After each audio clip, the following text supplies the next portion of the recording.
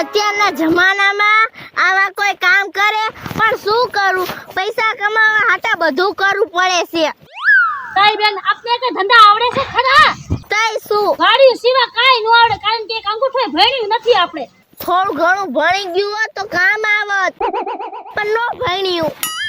મા બાપ તો ઘણું કહેતા હતા છોડ્યું ભણી લ્યો પણ તારે ભણવાનો હાલ આવે પછી વાડીના જ કામ કરવા પડે ને. બસ અત્યારે આ કામ નો હાલ આવે. પણ પેટ હારું તો કરવું કે નહીં? તઈ શું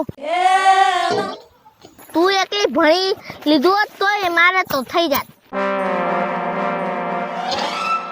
લે જલ્દી કર જલ્દી, પછી ખાવા જાવું છે, જલ્દી કર. હા.